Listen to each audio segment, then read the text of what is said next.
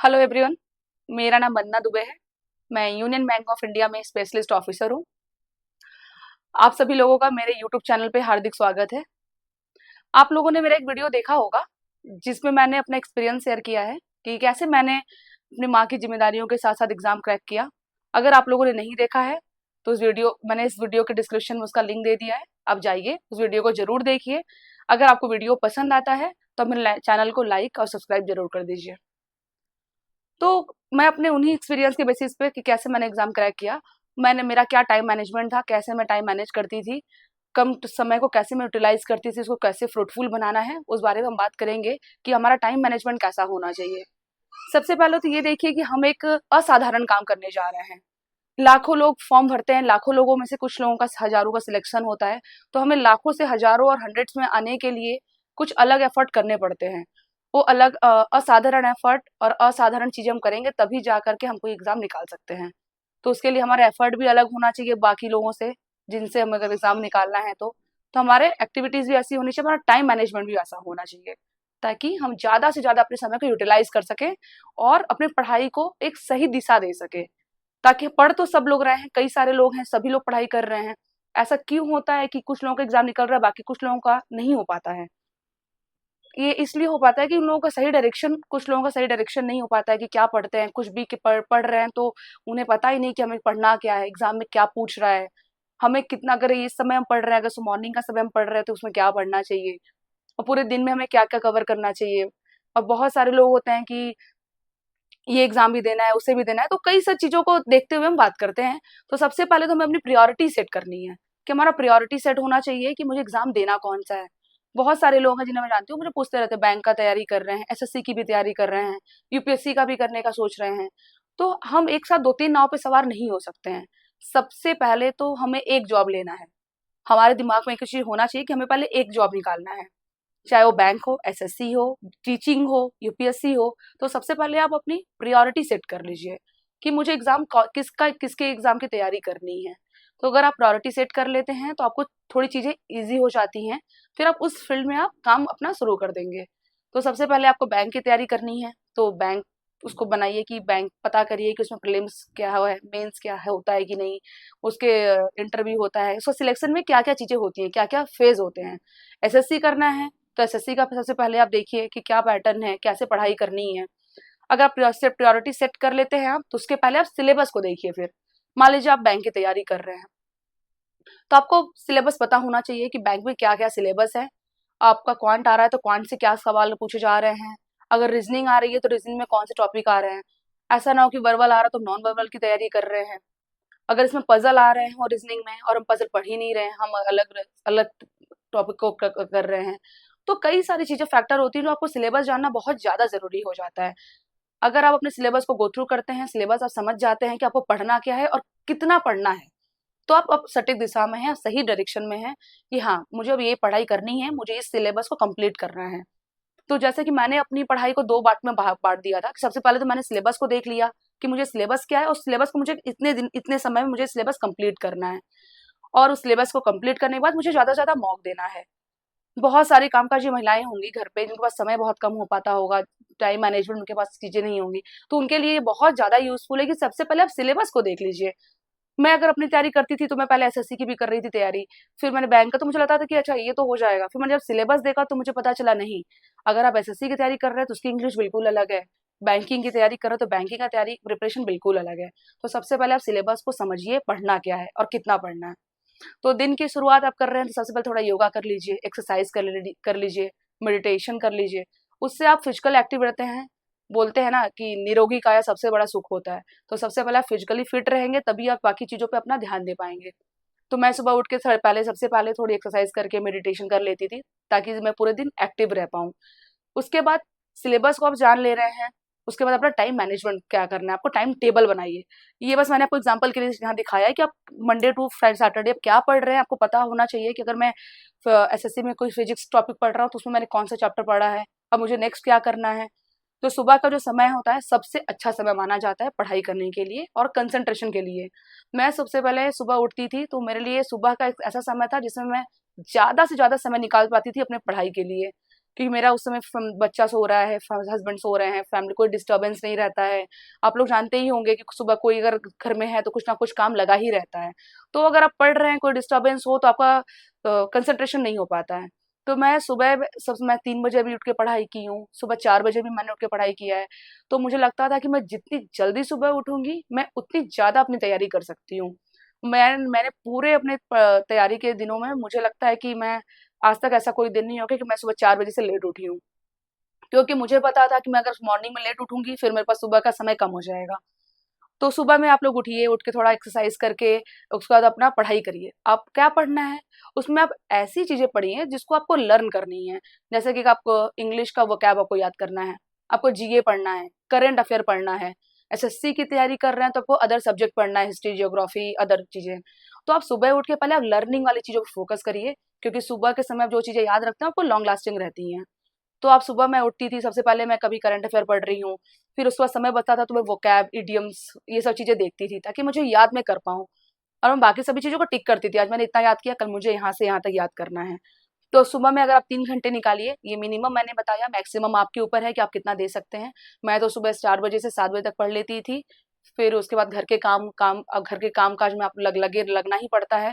घर के अदर काम होते हैं, सुबह उठ के घर बच्चे को टिफिन देना है, हस्बैंड को ऑफिस भेजना है, घर में अदर काम भी होते हैं, उन्हें करने के साथ साथ आपको तैयारी भी करनी है।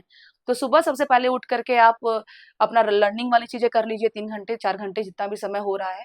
फिर आप आफ्टरनून में आप क्वांट हो गया, रीजनिंग हो गया, ऐसी चीजें लगाइए जो आपको नींद, 10 मिनट का आप नैप भी ले सकते हैं, फ्रेश रहना भी बहुत जरूरी है तैयारी के लिए।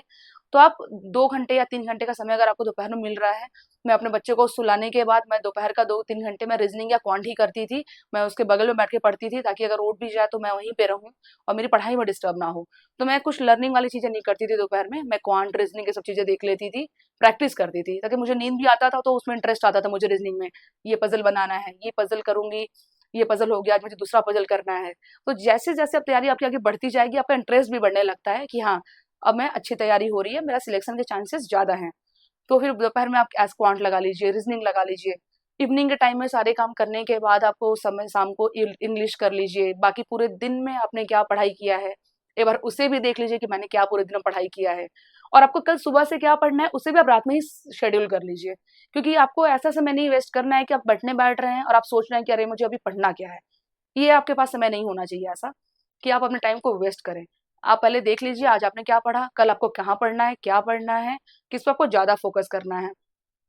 तो सबसे पहले आप जितनी जल्दी सिलेबस कंप्लीट करेंगे, 2 महीने में सिलेबस, अगर 3 महीने आप सिलेबस कंप्लीट कर ले रहे हैं तो आप मॉक पे स्विच कर सकते हैं। तो इससे क्या होगा कि आपको पता चलता जाएगा कि मैं तैयारी क्या कर रहे हैं। और बहुत सारी महिलाएं जो घर पे हैं, मैं खुद फोन, अदर सोशल मीडिया पे टाइम बहुत ज्यादा वेस्ट कर देते हैं। हमें वो टाइम वेस्ट नहीं करना है, क्योंकि हमारे पास टाइम ही नहीं है कि हम उसे वेस्ट करें। क्योंकि हमें तैयारी करनी है, तैयारी के साथ साथ घर को भी देखना है, अपने बच्चों को भी ध्यान देना है, क्योंकि हमें जॉब निकालना है तो हमें ये सब चीजें करनी पड़ेंगी। अपने टाइम को हमें चुराना पड़ेगा कि अपने खुद के लिए। तो ये मैं भी पहले फेसबुक, अदर चीजों में बहुत टाइम शॉर्ट्स देख रही हूँ, तो उसमें आधे घंटे देखते ही चले जा रहे हैं हम लोग, और समय का पता नहीं चलता है कि हम क्या कर रहे हैं फोन का।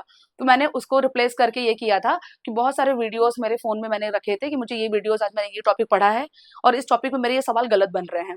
अगर मैंने रीजनिंग में पजल लगाए और वो पजल मेरे से नहीं बना, तो मैं उसके वीडियोस डाउनलोड कर लिया करती थी। और जब मैं बच्चे के साथ हूँ, बच्चे को मैं सुला रही हूँ, ऐसा काम कर रही हूँ कि मैं बुक नहीं टच कर सकती हूँ, तो मैं उस समय क्या करती थी, मैं उस समय उस वीडियोस को हेडफोन लगा के उस वीडियो को देखा करती थी। और जब मैं रात में सो रही हूँ, सोने का समय है, 10 मिनट मेरे को समय मिल रहा है, तो मैं उसमें क्विज देती थी, मॉक देती थी 10 मिनट के जो आते हैं, कभी इंग्लिश के तो कभी रीजनिंग के। तो आप आपको अपने को पूरी तरीके से एकदम ढाल लेना है कि अब मैं अगर फोन भी टच करूँ तो पढ़ाई के पर्पज से ही करूँ। उसके लिए आपका एम होना बहुत ज्यादा जरूरी होता है, इन सब चीजों के लिए मोटिवेशन होना बहुत जरूरी होता है। तो ये भी आपके लिए एक मोटिवेशन ही होगा कि अरे बस 3 महीने का है, 3 महीने के बाद मैं थोड़ा सोशल मीडिया यूज कर सकती हूँ, मैं 3 महीने के बाद कोई एक मूवी देख सकती हूँ। तो मैं भी कभी कभी का फेडअप हो जाती थी कि अरे बस हो चुका, अब मैं थोड़ा मूवी देख लेती हूँ, कुछ और देख लेती हूँ, बहुत हो गया। फिर मेरे को याद बोलते हैं ना, जैसे कि आपको दिखता है कि मेरा ये डेट है, मुझे डेट दिखता था इस अक्टूबर को मेरा इतने को एग्जाम है, मैं इस डेट के बाद मैं नेक्स्ट डे मैं पूरे दिन बुक नहीं टच करूंगी, मैं पूरे दिन सोशल मीडिया, वीडियोस, यूट्यूब, सब चीजें देखूंगी। तो मैं, मेरी लाइफ में ये मोटिवेशन था कि मुझे ये करना है, बस इस डेट तक करना है, ये एग्जाम होने के बाद मैं सभी चीजें कर सकती हूँ। तो आप भी ऐसा करिए कि आपको एक सेट कर लीजिए कि आपका एग्जाम इतने को है, इतने तारीख तक आप कोई सोशल मीडिया यूज नहीं करेंगे, अपने आप को पूरा डिवोट कर देंगे पूरा पढ़ाई के लिए, ताकि आप एग्जाम निकाल सकें। तो कुछ कर फैक्ट ये सब चीजें रहेंगी तभी जाके आपका एग्जाम निकल पाएगा। सेक्रीफाइस तो आपको करनी ही पड़ेगी, क्योंकि आपका समय कम है, आपको तैयारी ज्यादा करनी है। ऐसे बहुत सारे लोग होंगे जिनको आपको कम्पीट करना है, जो पूरे दिन पढ़ाई कर रहे होंगे, उनके पास उसके अलावा कोई और काम नहीं होगा। और अभी हमारे पास कई सारी जिम्मेदारियां हैं, बच्चे की, फैमिली की, उनके साथ आपको अगर एग्जाम निकालना है तो आपको उनसे कुछ अलग करना ही पड़ेगा। और मैंने जो अभी आपको बताया कि आपकी तैयारी हो, मैंने आज आपको वीडियो देख रहे हैं, आपको लग रहा होगा अरे मुझे अब कल से पढ़ाई करनी है। बहुत सारे लोगों में होता है, मैं खुद डिमोटिवेट होती थी तो वीडियोस देख लेती थी, तो मुझे लगता था नहीं नहीं अब हो गया, आज से पढ़ाई करूंगी। फिर वो 2 दिन में मैं ठंडा हो जाता था, फिर वो 2 दिन में मैं भूल जाती थी, चलो ठीक है हो रहा है, देखते हैं, आज ये है, आज दिवाली है, कल होली है, आज मेरे बच्चे का बर्थडे है, आज मुझे बाहर घूमने जाना है। तो इन सब चीजों के साथ चीजें आती रहेंगी आपके लाइफ में, लेकिन आपको कंसिस्टेंसी आपको बना के रखनी है। ये जो आपका कीवर्ड है, इसको तो आप जरूर ध्यान रखिए कि ये वर्ड आपके लिए बहुत मैटर करता है। मैं अगर अपनी बात बताऊं तो मेरे घर में अगर दिवाली का त्योहार भी था तो मुझे याद है, आपको कुछ घर का सपोर्ट भी रहता है, तो कहीं घर वाले भी इरिटेट हो जाते हैं कि अरे त्योहार वाले दिन भी ये पढ़ाई कर रहे हैं। तो आपको उससे डिमोटिवेट नहीं होना है, आपको कंसिस्टेंसी बना के रखनी है। मैं अगर अपनी बात बताऊं तो दिवाली के दिन भी मैं सुबह 1 घंटे पढ़ाई की हूँ। मुझे लगता था नहीं, अगर मैं नहीं पढ़ रही हूँ तो मैं खुद को लगता था कि नहीं मैं कुछ अनजस्टिस कर रही हूँ खुद की अपनी पढ़ाई के साथ। तो आपको दिवाली हो, त्योहार हो, कुछ भी हो, आपको वो भी सेलिब्रेट करना है और अपनी पढ़ाई को भी कंटिन्यू रखना है। कंसिस्टेंसी बहुत मैटर करती है। अगर आप किसी भी चीज को कंटिन्यू बेसिस में कर रहे हैं, आप डेली कर रहे हैं आप, तो उसी चीजों में आप कर ले जाते हैं। लेकिन अगर आप एक दिन पढ़ रहे हैं 10 घंटे, बाकी 2 दिन आप नहीं पढ़ रहे हैं, तो कोई फायदा नहीं है। अगर आप 2 ही घंटे पूरे दिन पढ़ रहे हैं और उसको डेली पढ़ रहे हैं आप, तब उससे आपको रिजल्ट जरूर मिलेगा। तो कंसिस्टेंसी को आपको छोड़ना नहीं है, पढ़ते रहना है। और उसके बाद आता है मॉक टेस्ट। मैंने आपको पहले ही बताया था कि मैंने अपनी पढ़ाई को 2 भागों में बांट दिया था। एक था पहले मुझे सिलेबस को कंप्लीट करना है, जितनी जल्दी मुझे रीजनिंग के सारे टॉपिक पता हो जाएंगे, इंग्लिश का मैं देख लूंगी, जीए का मैं करंट अफेयर पढ़ लूंगी, मैं स्विच करूंगी मॉक पे। क्योंकि मॉक एक ऐसा चीज है जो आपको बताता है कि आपकी तैयारी अभी किस लेवल की है। मैंने जब पहला मॉक दिया तो मेरे काफी कम नंबर आए हुए थे, तो मैं थोड़ी डिमोटिवेट हुई कि अरे ये इतने कम नंबर आ रहे हैं, क्या करूं। लेकिन आपको इससे डिमोटिवेट नहीं हो रहा है, होना है, आपको मोटिवेट भी करेगा। जब आप 2 3 4 5 मॉक देंगे अपने नंबर बढ़ते जाएंगे, क्योंकि आपके लाइफ में कोई ना कोई ऐसा मोटिवेशन, कोई आपका फ्रेंड होगा जो आपको मोटिवेट करता रहेगा। मेरे भी कुछ फ्रेंड थे जब मैंने कॉल करती थी, वो वर्किंग थे बैंक में, कि अरे मेरे इतने नंबर आ रहे हैं, तो मुझे बोलते थे अरे स्टार्टिंग है, मेरे भी आते थे, करो हो जाएगा, करो नंबर बढ़ेंगे। तो मैं खुद को मोटिवेट करती थी, नहीं अच्छा उसका भी आता था तो मेरा भी बढ़ेगा नंबर जरूर। फिर जब मेरे मॉक में देना स्टार्ट की, फिर मैंने अपने उसको स्ट्रेंथ पॉइंट को देखा, स्ट्रॉन्ग क्या है मेरा, क्या वीकनेस है, जो मैंने वीकनेस पे काम करना शुरू किया कि मुझे ये पजल नहीं बन रहा है तो मुझे इस पजल को मैक्सिमम टाइम मुझे इस पजल को बनाना है, कम समय लेना है मुझे इसको बनाने में। इंग्लिश में मेरे वोकैब जो गलत होते थे मैं उसको नोट डाउन करती थी, मैं उसको रिवीजन किया करती थी। और इस तरह से चीजें करते करते करते फिर मेरे भी मॉक में अच्छे नंबर आने लगे। तो जो सुबह के टाइम मैंने आपको बताया मैं लर्निंग करती थी, उसमें मैंने एक मॉक को भी ऐड कर लिया। क्योंकि मॉक देते समय ऐसा होता था कि कभी मैं दोपहर को अगर मॉक दे रही हूँ तो बच्चा उठ गया, फैन कोई घर पे आ गया, मेरे को बीच में उठना पड़ता था मॉक छोड़ के। तो आपका कंसंट्रेशन नहीं हो पाता, अगर आप मॉक नहीं दे रहे, कंसंट्रेशन नहीं हो पा रहा, तो आपको फिर वेस्ट हो जाता है पूरा एफर्ट। तो इसलिए मैं सुबह उठ के मैं 3 बजे कभी उठती थी, तो 3 से 4 साढ़े 4 बजे तक मैं मॉक देती थी। फिर उसके बाद 5 बजे से लेकर के मैं लर्निंग वाली चीजें करती थी कि मुझे याद करना है। तो देखिए आपके पास समय इतना ही है, लेकिन आप उसमें से कितना निकालते हैं आपके ऊपर डिपेंड करता है। मैं रात में अगर 11 बजे भी सो रही हूँ, 12 बजे भी सो रही हूँ, लेकिन मेरे दिमाग में ये फिक्स था कि मुझे सुबह 4 बजे तो उठना ही है, तो अब रात में मैं जितनी बजे सो वो मेरा लॉस है। तो मैं घर के साथ भी इनजस्टिस नहीं कर पाती थी, घर वहां भी देखना पड़ता था, बच्चे को देखना पड़ता था, उसके साथ पढ़ाई करनी है, तो आपको एफर्ट लगाना ही पड़ेगा। फिर मॉक देने के बाद जो दूसरा इंपॉर्टेंट पार्ट आता होता है एनालिसिस करना उसका। मैं जब मॉक स्टार्टिंग में देती थी तो मेरे नंबर ज्यादा नहीं बढ़ रहे थे, 1 नंबर 2 नंबर ऐसा होता था, बढ़ जाता था कभी। क्यों नहीं बढ़ता था? क्योंकि मैं एनालिसिस नहीं करती थी, मुझे लगता था मुझे केवल मॉक देना है। मैं एक मॉक दी, दूसरा मॉक दे रही हूँ, कल तीसरा मॉक दे रही हूँ, मैंने उस मॉक में क्या गलतियां की मैंने उसको देखा ही नहीं। स्टार्टिंग में मैं उसको देखती ही नहीं थी, मैं फिर मॉक पे मॉक लगाए जा रही हूँ। फिर मुझे पता चला कि नहीं, तो मुझे तो पता ही नहीं चल रहा मेरे इंप्रूवमेंट क्यों नहीं हो रहा है मेरे मॉक में। फिर मैं जब उस मॉक को मैंने एनालिसिस किया कि अरे मैंने यहाँ पे जो गलती की है, मैंने अगेन उसी वही गलती दूसरे मॉक में की है। फिर मैं तब से क्या करती थी, मैं मॉक देती थी, मॉक का एनालिसिस करती थी, जो गलतियां हो रही हैं मैं उसको नोट डाउन करती थी, ताकि वो मैं दूसरी बार उसको गलत ना हो, एटलीस्ट ये गलती इसमें हुई है सेकंड मॉक में नहीं होनी चाहिए।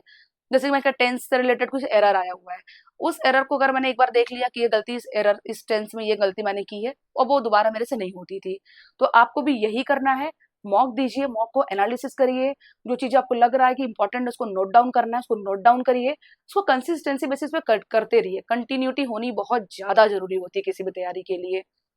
और उसके बाद revision, revision is the most important thing. मैं क्या करती थी, मंडे टू सैटरडे मैंने जो भी पढ़ाई किया है, मैं संडे कुछ भी नया नहीं करती थी। संडे का दिन मुझे पता होता था कि मैंने अगर मंडे से लेकर के सैटरडे तक मैंने अगर वोकैब याद किए 100 वोकैब्स, तो मुझे उस पूरे 100 वोकैब्स को पूरे 2 घंटे का समय लेकर के संडे रिवीजन करना है। क्यों ऐसा करना है? क्योंकि मैंने जो पढ़ा है, मैं अगर मैं देखूंगी तो 1 वीक के बाद मुझे याद नहीं रहता कि मैंने पढ़ा क्या है। लेकिन आपको ध्यान रखना है, आपको याद रखना है चीजों को, इसलिए आपको एक दिन का समय निकालना है। उस दिन आप पूरे वीक जो आपने मॉक दिया है उसको एनालिसिस करिए। पूरे वीक में जो आपने पढ़ाई की है, जीए का, रीजनिंग का, इंग्लिश का, सबको आप रिवीजन करिए। क्योंकि आप जितना रिवीजन करेंगे उतनी ज्यादा आपकी चीजें अच्छी होंगी, याद रहेंगी आपको। अगर आप ये नहीं कर रहे हैं तो आप पढ़ते जा रहे हैं, पीछे का भूलते जा रहे हैं, तो उससे कोई फायदा नहीं है। बहुत सारे लोग 10 बुक सजेस्ट करते हैं कि ये बुक ले लीजिए, उससे पढ़ लीजिए। आप एक ही बुक रखिए ना, एक बुक को 10 बार पढ़िए, आप देखिए आपका एग्जाम उसी बुक से क्वालिफाई हो जाएगा। तो कुछ चीजें हैं जो आपको कंसिस्टेंसी बेसिस पे करनी है। उसमें से क्या आता है, सबसे पहला आ रहा है कि आपको अपने सिलेबस को देखिए। मैं आपको समराइज करके चीजें बता देती हूँ लास्ट में क्या करना है आपको। सबसे पहले अपने सिलेबस को देखिए, सिलेबस को पहचानिए, उसको देखिए कि एग्जाम क्या पैटर्न क्या है, एग्जाम क्या पूछ रहा है। आपको उसको समझिए, सिलेबस को नोट डाउन करिए। क्वांट में क्या क्या सब टॉपिक आ रहे हैं, इंग्लिश में पढ़ना क्या आपको पैराजम्बल आ रहा है कि क्लोज आ रहा है कि वोकैब से ज्यादा क्वेश्चंस आ रहे हैं, तो उसके प्रीवियस ईयर्स के पेपर देख लीजिए, आपको थोड़े और इजी हो जाएंगे चीजें। सबसे पहले सिलेबस आपने देख लिया, प्रायोरिटी सेट कर लीजिए, आपको ये एग्जाम देना है, ये इतने डेट को है, इतने डेट तक आपको एकदम पूरी तरीके से आपको तन मन के साथ लग के पढ़ाई करनी है। सोशल मीडिया कुछ दिनों के लिए बंद करिए। और मोटिवेशन आपको लेना है तो ये ले सकते हैं आप कि 2 महीने के बाद मेरा एग्जाम है, मैं 2 महीने के बाद अपना पूरे दिन मैं ये कोई वीडियो कोई मूवी देखूंगी, मैं पूरे दिन बुक टच नहीं करूंगी, पूरे दिन सोशल मीडिया चलाऊंगी। तो इस तरीके से आप चीजें आप करेंगे तो आपको लगेगा कि मैं भी जब मैं इरिटेट होती थी तो मुझे लगता था ये इतने तारीख को मेरा एग्जाम है, एक दिन मैं पूरा अपने एंजॉय करूंगी, नो बुक, केवल सब चीजें करूंगी। तो आप भी ऐसा करिए और रिवीजन करिए, सबसे ज्यादा मॉक लगाइए, मॉक को एनालिसिस करिए। और अपना सभी चीजों के लिए, इन सब चीजों के साथ साथ आपको घर का सपोर्ट भी होना बहुत जरूरी हो जाता है कि कई बार हम अकेले नहीं कर पाते हैं कई सारी चीजें। अगर आपके हस्बैंड है तो आपका हस्बैंड का सपोर्ट लीजिए, इन लॉज है, पापा मम्मी है, उनसे सपोर्ट लीजिए कि कुछ घर के काम है तो उसमें थोड़ा सा हेल्प हो जाती है। हमने भी जब मेरे मुझे याद है मेरे पूरी तैयारी के दौरान कभी हम खिचड़ी बना के खा के रह जाते थे, कभी एक समय की सब्जी दूसरे समय भी खा ले रहे हैं। तो बहुत सारी चीजें हमें देख के करनी पड़ती हैं, बहुत लोग एफर्ट नहीं कर सकते हैं, फुल टाइम मेड या बहुत सारी चीजें। घर में अगर बच्चा है तो उसको आप कैसे छोड़ सकते हैं, उसको भी देखना आपकी रिस्पॉन्सिबिलिटी है। तो कई जिम्मेदारियों के साथ आपको ये जॉब निकालना है तो आपको एक्स्ट्रा एफर्ट देने पड़ेंगे। क्योंकि आपके कॉम्पिटिटर हो सकता है कि आपसे ज्यादा समय दे रहे हो अपनी तैयारी को, आपके पास समय कम है। लेकिन ऐसा जरूरी नहीं है कि आप 10 घंटे समय देंगे तभी आप एग्जाम निकाल सकते हैं। अगर 2 घंटे दे रहे तो एग्जाम नहीं निकलेगा, ऐसा बिल्कुल भी नहीं है, पूरा मीथ है ये। मैं आपको बता रही हूँ ना, मैं कैसे घर पे रह करके बिना कोई कोचिंग क्लासेस ज्वाइन किए अपने बच्चे के साथ और घर के काम के साथ साथ मैंने एग्जाम निकाला है। तो इसमें क्या मेरा एक पावर था, मेरा विल पावर स्ट्रांग था, मेरे कुछ एम थे कि मुझे जॉब निकालना था। मैं एक मिडिल क्लास फैमिली से हूँ जहाँ मेरे पापा और मम्मी की इच्छा थी कि मैं एक ऑफिसर बनूं, उनको लगता था कि मेरा एक गवर्नमेंट जॉब होना चाहिए। पापा जब मेरे बैंक की लाइनों में खड़े रहते थे, वेट करते थे अपने नंबर का, तो सर सर बोल के बात करना, ऑफिसर रैंक, तो बहुत सी चीजों उनका ये सपना था। तो मेरे लिए भी एक एम था कि नहीं, मुझे एक जॉब निकालना है, मुझे अपने पापा मम्मी के लिए जॉब निकालना है। तो मैं जब कभी भी विल पावर मेरे को लगता था कि अब नहीं हो पा रहा है, नहीं हो पा रहा है, बच्चा फैमिली के साथ में थक जा रही हूँ, नहीं हो पाएगा मेरे से, तो मेरे को अपना एम था कि नहीं मुझे निकालना है, मुझे चीजें याद आती थी। तो सबसे पहले आपका विल पावर बहुत मोटिवेटेड होना बहुत ज्यादा जरूरी हो जाता है तब, कि जब आप थक जा रहे हैं, मन नहीं कर रहा, तो ये आपकी चीजें काम आएंगी। तो इन सब चीजों के साथ अपना प्रैक्टिस करते रहिए, रिवीजन करते रहिए, मॉक देते रहिए, सिलेबस को अच्छे से समझिए आप। एक एग्जाम निकल जाने के बाद भले आप दूसरे की तैयारी कर सकते हैं, लेकिन सबसे पहले आपका क्या होना चाहिए प्रायोरिटी के, पहले एक एग्जाम आपको निकालना है। अगर उसमें 2 वैकेंसी भी है तो ऐसा नहीं कि आप फॉर्म नहीं भर रहे हैं, भरिए फॉर्म, जरूर भरिए। क्योंकि जरूरी नहीं कि 2 वैकेंसी में एक आपको एक सीट चाहिए, आपको दो से क्या करना है। तो सबसे पहले तो आप बहुत लोगों के दिमाग में रहता है कि नहीं, इसमें कम वैकेंसीज आ रही है तो मैं ये फॉर्म भरूंगा, मेरा नहीं होगा, तो ये तो ऐसा नहीं है। जो दो जा रहे हैं वो भी हमारी तरह ही नॉर्मल इंसान है जो उस एग्जाम को निकाल रहे हैं। तो सबसे पहले आप एक जॉब ले लेते हैं तो मेंटल सेटिस्फेक्शन हो जाता है आपको कि हाँ मेरा एक जॉब हो चुका है, मैं दूसरे की भी तैयारी कर सकता हूँ। तो आपका टाइम मैनेजमेंट इसी तरीके का होना चाहिए कि आपको कम समय को ज़्यादा फ्रूटफुल बनाना है। अगर आप सुबह उठ के पढ़ने वाले हैं तो सुबह उठ जाइए, जितनी जल्दी आप उठ सकते हैं पढ़ाई करिए। अगर आप रात में पढ़ने वाले हैं तो रात में भी पढ़ सकते हैं, कि मेरी एक फ्रेंड थी वो रात में पढ़ाई करती थी, तो उसका भी बेबी था, तो उससे वो रात में अपने बच्चे को सुलाने के बाद पूरी रात पढ़ाई करती थी, दिन में 1-2 घंटे सो लेती थी। तो हर किसी के डिपेंड करता है कि आपका टाइम कैसा है, आपका सिचुएशन कैसी है और आपका घर के माहौल कैसा है। तो उन सब चीज़ों के साथ अपने को बढ़िया सा टाइम टेबल बनाइए, जिसमें सबसे इंपॉर्टेंट रखने वाली चीज़ें हैं आपका, बार-बार मैं इसी चीज़ पे फोकस दे रही हूँ जो मैंने किया है, revision, mock test, analysis and consistency. इसको आप बना के रखिए। आप मेरा ये प्रॉमिस है आपसे कि आप जरूर जॉब निकालेंगे। अगर आप ये चीजें आपकी लाइफ में हैं, अगर आप 3 घंटे पढ़ रहे हैं, डेली पढ़ रहे हैं, तो आप जरूर जॉब निकालेंगे। एकदम मोटिवेटेड मोटिवेटेड रहिए, अच्छे से पढ़ाई करते रहिए आप लोग। आप लोगों को मेरी तरफ से ऑल द बेस्ट। और भी कई सारे वीडियोस मैं आप लोगों के लिए लेके आऊंगी। आप लोग किस किस एग्जाम की तैयारी कर रहे हैं उसके बारे में जरूर मुझे कमेंट में बताइए, ताकि मुझे पता चल सके मुझे आगे वीडियो लाना क्या है। और मेरे चैनल को लाइक और सब्सक्राइब जरूर कर दीजिए। धन्यवाद।